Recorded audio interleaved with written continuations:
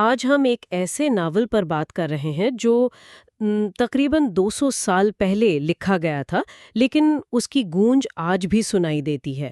Charlotte Bronte کا جین آئر۔ بالکل۔ ہمارے پاس اس پر کافی دلچسپ تجزیے اور نوٹس بھی موجود ہیں۔ یہ کہانی ایک یتیم لڑکی جین کی ہے جو اپنی شناخت، محبت اور اپنی جگہ کی تلاش میں ہے۔ لیکن یہ کوئی سیدھی سادھی رومانوی کہانی نہیں ہے۔ ذرائع بتاتے ہیں کہ یہ اس دور کے سماجی اصولوں کے خلاف ایک خاموش بغاوت کی داستان ہے۔ تو آئیے اس کہانی کے پرت در پرت رازوں کو کھولتے ہیں۔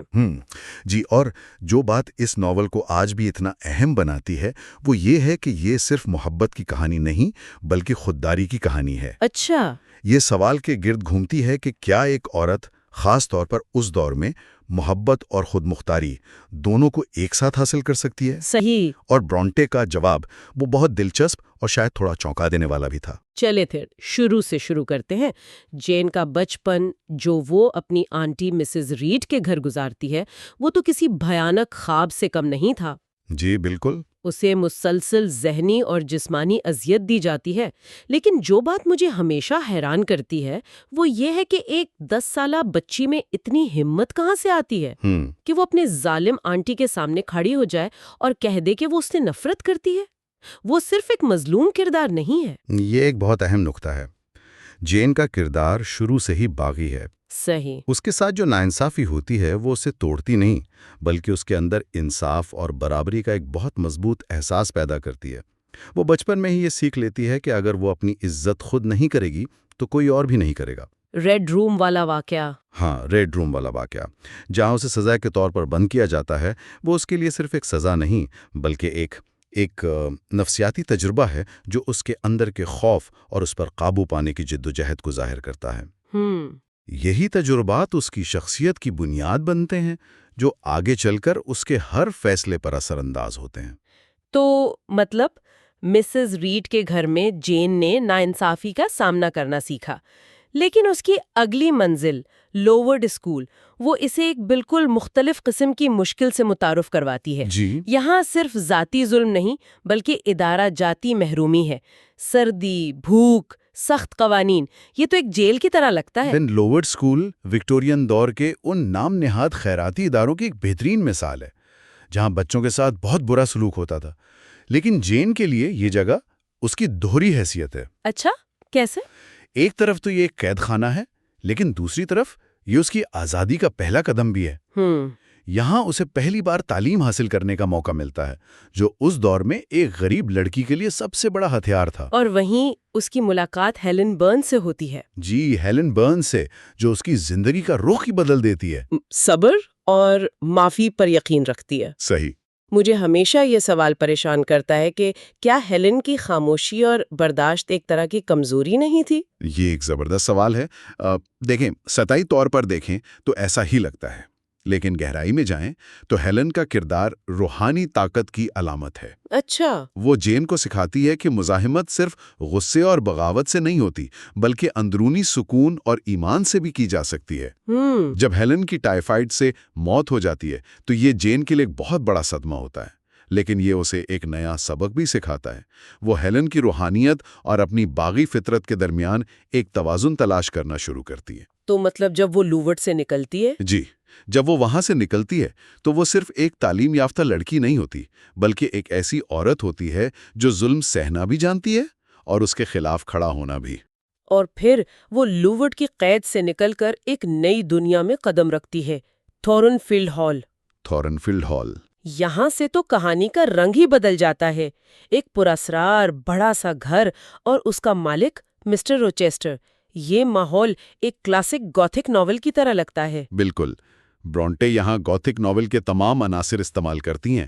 ایک الگ تھلگ حویلی، رات کو آنے والی پراسرار ہنسی کی آوازیں، ایک چھپا ہوا راز، اور ایک بروڈنگ ہیرو۔ ہاں، ایک اداس اور پراسرار ہیرو۔ لیکن وہ اس فارمولے کو صرف ڈرانے کے لیے استعمال نہیں کرتی۔ یہاں اصل خوف کسی بھوت پریت کا نہیں بلکہ ایک دبے ہوئے تکلیف دہ سچ کا ہے۔ تھورنفیلڈ کی پراسراریت دراصل مسٹر روچیسٹر کے اپنے ماضی اور اس کے اندرونی انتشار کی عکاسی ہے۔ اور مسٹر روچیسٹر خود بھی تو ایک پہیلی ہے۔ وہ امیر ہے، دنیا گھوم چکا ہے، لیکن وہ ایک عام سی سادہ دکھنے والی گرنس جین میں اتنی دلچسپی کیوں لیتا ہے؟ جی، ہمارے ذرائع اس بارے میں کیا کہتے ہیں کہ وہ جین میں ایسا کیا دیکھتا ہے جو اسے اس دور کی دوسری امیر اور خوبصورت خواتین میں نظر نہیں آتا؟ یہی تو اس رشتے کی سب سے غیر معمولی بات ہے۔ روچسٹر جین کی جسمانی خوبصورتی سے متاثر نہیں ہوتا۔ اچھا۔ وہ اس کی ذہانت، اس کی ایمانداری اور اس کی خودداری سے متاثر ہوتا ہے۔ ان کی گفتگو برابری کی سطح پر ہوتی ہے۔ جین اس سے ڈرتی نہیں بلکہ اسے چیلنج کرتی ہے۔ تو یہ اس کے لیے ایک نیا تجربہ تھا؟ بالکل نیا تجربہ تھا، کیونکہ وہ ایسی دنیا کا عادی تھا جہاں عورتیں یا تو خوبصورت گھڑیاں ہوتی تھیں یا سماجی حیثیت کا زینہ۔ جین اسے ایک ایسا ذہنی اور روحانی ساتھی نظر آتی ہے جس کی اسے ہمیشہ سے تلاش تھی۔ یعنی محبت کی بنیاد روح اور عقل پر۔ جی، یہ خیال اس دور کے لیے بہت انقلابی تھا۔ اور پھر کہانی اس موڑ پر پہنچتی ہے جہاں ہر چیز داؤ پر لگ جاتی ہے۔ شادی کا دن جین کو لگتا ہے کہ اسے آخرکار اپنی خوشی، اپنی محبت مل گئی ہے، اور پھر وہ بم پھٹتا ہے جس کا کسی کو اندازہ نہیں تھا کہ روچسٹر پہلے سے شادی شدہ ہے۔ جی، یہ تو کہانی کو بالکل الٹ دیتا ہے۔ یہ اس کہانی کا سب سے بڑا اور سب سے اہم موڑ ہے۔ یہاں جین کے تمام اصولوں اور اس کی خودداری کا امتحان ہوتا ہے۔ ایک طرف وہ شخص ہے جس سے وہ بے پناہ محبت کرتی ہے، اور دوسری طرف اس کے اپنے اخلاقی اصول۔ بالکل۔ روچسٹر اسے ساتھ رہنے پر قائل کرنے کی کوشش کرتا ہے، کہتا ہے کہ اس کی بیوی ذہنی طور پر بیمار ہے اور ان کا رشتہ صرف نام کا ہے، لیکن جین کے لیے یہ ناقابل قبول ہے۔ لیکن کیا یہ فیصلہ آج کے دور میں بھی اتنا ہی طاقتور سمجھا جائے گا؟ بہت سے لوگ شاید کہیں کہ وہ محبت کے لیے لڑ سکتی تھیں یا روچسٹر کے ساتھ رہ کر اس کی مدد کر سکتی تھی۔ جی، کیا اس کا تھورنفیلڈ چھوڑ کر جانے کا فیصلہ اس کی طاقت کی علامت ہے یا اس دور کی سماجی اور مذہبی پابندیوں کی؟ یہ ایک پیچیدہ سوال ہے، اور تجزیہ نگار اس پر مختلف رائے رکھتے ہیں۔ کچھ کا ماننا ہے کہ یہ اس کی مذہبی اور اخلاقی اقدار کی مضبوطی کو ظاہر کرتا ہے، لیکن ایک زیادہ گہرا نقطہ یہ ہے کہ جین اس رشتے کو قبول نہیں کر سکتی تھی جو برابری پر مبنی نہ ہو۔ اچھا۔ روچسٹر کی بیوی بننے کے بجائے وہ اس کی داشتہ بن کر رہ جاتی، اور یہ اس کی خودداری کے خلاف تھا۔ اس کا فیصلہ یہ ظاہر کرتا ہے کہ وہ کسی دوسرے شخص کی محبت میں اپنی ذات کو گم نہیں کرنا چاہتی۔ وہ ایک بہت مشہور جملہ کہتی ہے نا؟ جی، وہ کہتی ہے، میں کوئی پرندہ نہیں ہوں اور کوئی جال مجھے پھنسا نہیں سکتا۔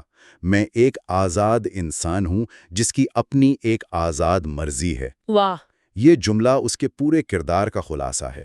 وہ محبت چاہتی ہے لیکن اپنی شرطوں پر، اور وہ اپنی شرطوں پر ہی وہاں سے نکل جاتی ہے، بغیر پیسے، بغیر کسی سہارے کے۔ یہ حصہ پڑھنا بہت مشکل ہے۔ بہت مشکل۔ وہ بھوک، سردی اور بے گھری کا سامنا کرتی ہے۔ ایسا لگتا ہے کہ وہ سب کچھ ہار چکی ہے۔ لیکن دراصل یہی وہ مرحلہ ہے جہاں وہ سب کچھ پاتی ہے۔ مطلب؟ جب وہ بالکل تنہا اور بے سہارا ہوتی ہے، تبھی اسے اپنے کزنز ریورس فیملی ملتے ہیں، اور اسے معلوم ہوتا ہے کہ اس کے چاچا اس کے لیے ایک بڑی وراثت چھوڑ گئے ہیں۔ اچھا۔ یہ صرف ایک اتفاق نہیں ہے، یہ کہانی کا ایک اہم موڑ ہے۔ جین کا مالی طور پر خود مختار ہو جانا اسے پہلی بار سماجی طور پر کسی بھی مرد کے برابر کھڑا کر دیتا ہے۔ صحیح۔ اب اسے زندہ رہنے کے لیے کسی شوہر یا مالک کی ضرورت نہیں ہے، وہ اپنی مرضی کی مالک ہے۔ تو جب وہ روچسٹر کے پاس واپس جانے کا فیصلہ کرتی ہے تو حالات بالکل مختلف ہوتے ہیں۔ بالکل مختلف۔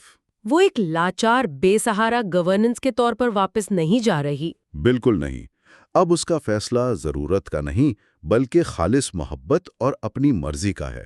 وہ ایک آزاد اور معاشی طور پر خود مختار عورت کے طور پر واپس جاتی ہے۔ ایک تجزیہ بہت دلچسپ بات کی طرف اشارہ کرتا ہے کہ برونٹے یہاں یہ کہہ رہی تھی کہ حقیقی محبت اور برابری پر مبنی رشتے کے لیے معاشی برابری بھی ضروری ہے۔ جی، معاشی برابری بھی ضروری ہے۔ جب تک جین مالی طور پر روچسٹر پر منحصر تھی، ان کا رشتہ کبھی مکمل طور پر برابر نہیں ہو سکتا تھا۔ اب وہ اس کے برابر کھڑی ہو سکتی ہے۔ اور جب وہ واپس تھورنفیلڈ پہنچتی ہے تو منظر مکمل طور پر بدل چکا ہوتا ہے۔ جی، حویلی جل کر راکھ ہو چکی ہے۔ روچیسٹر کی بیوی برتھا مر چکی ہے اور روچیسٹر خود زخمی اور نابینا ہو چکا ہے۔ یہاں کی منظر کشی بہت علامتی ہے۔ آگ نے ماضی کے تمام رازوں، تمام گناہوں اور اس سماجی قید کو جلا کر ختم کر دیا ہے جس میں روچیسٹر اور برتھا دونوں قید تھے۔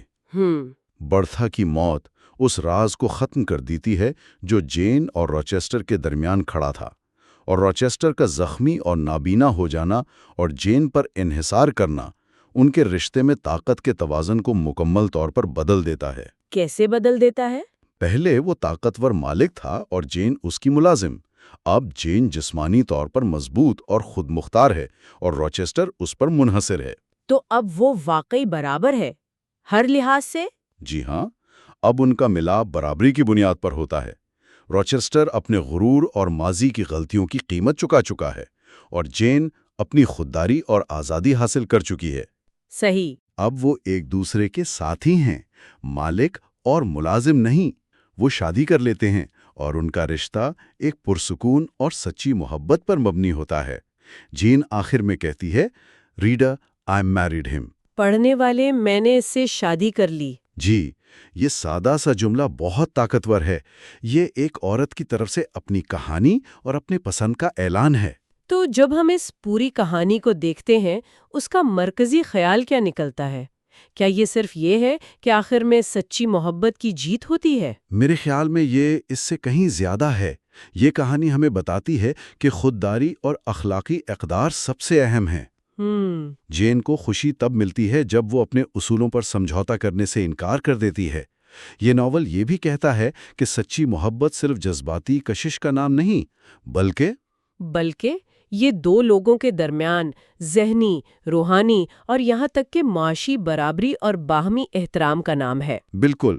جین نے ایک ایسی محبت کو ٹھکرا دیا جو اسے کمتر بناتی، اور تب تک انتظار کیا جب تک وہ ایک برابر کے ساتھی کے طور پر اپنے محبوب کے پاس واپس نہ جا سکی۔ آخر میں ایک سوچنے والی بات چھوڑ جاتے ہیں۔ ذرائع نے واضح کیا کہ یہ کہانی جین کی روچیسٹر کے برابر آنے کی جدوجہد ہے، لیکن کیا جین ایئر کی کہانی صرف ایک عشق کی داستان ہے؟ یا یہ ہر اس انسان کی کہانی ہے جو اپنی شناخت اور مقصد کی تلاش میں معاشرے کے بنائے ہوئے اصولوں اور توقعات سے ٹکراتا ہے، چاہے وہ مرد ہو یا عورت؟